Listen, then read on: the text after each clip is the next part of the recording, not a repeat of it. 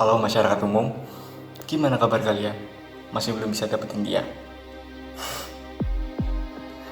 Kali ini yang akan kita bahas adalah pemilu. Udah tahu kan pemilu itu apa? Noblos men, noblos. Jangan asal toblos tapi. Bukan noblos itu maksudnya. Jangan asal pilih. Oke lah, tanpa berlama-lama, mari kita mulai merupus hari ini. Sebelumnya siapkan kopi, pastikan rokok sudah menyala dengan sempurna dan ya udah, mulai.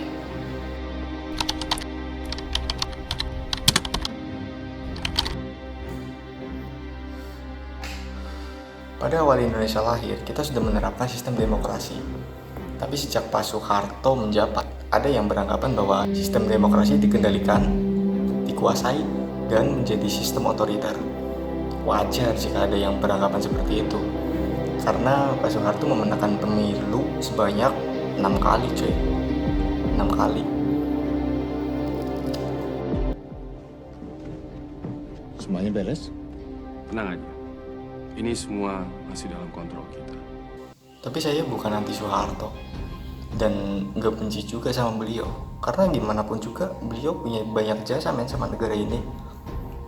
Indonesia pada masa itu pernah menjadi negara swasembada beras dengan hasil produksi sebanyak 25 juta ton, dan pada zaman itu Pak Soeharto membangun 150.000 sekolah dasar di seluruh pelosok Nusantara. Ya, untuk lebih detailnya kita bahas lain waktu lah. Kembali ke topik demokrasi. Salah satu bentuk demokrasi di Indonesia adalah pemilu atau pemilihan umum. Pada awalnya pemilu hanya ditujukan untuk pemilihan DPR, DPRD provinsi, dan DPRD kota atau kabupaten yang diadakan pertama kali pada tahun 1955 dan diikuti oleh 36 partai politik, 34 ormas, dan 48 perorangan pada putaran pertama, dan 39 parpol, 23 ormas, dan 29 perorangan pada putaran kedua. Dan untuk pemilihan presiden dan wakil presiden waktu itu masih dipilih oleh MPR.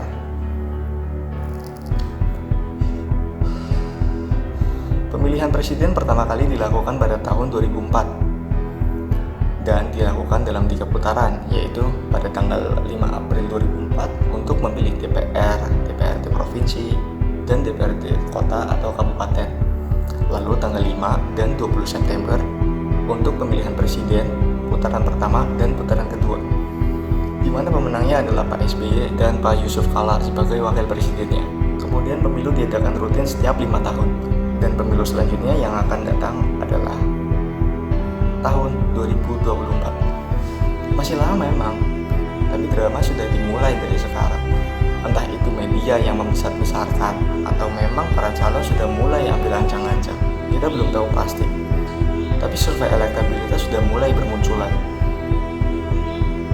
Ada nama-nama orang yang sudah lama kita kenal dan beberapa beranggapan itu lagi.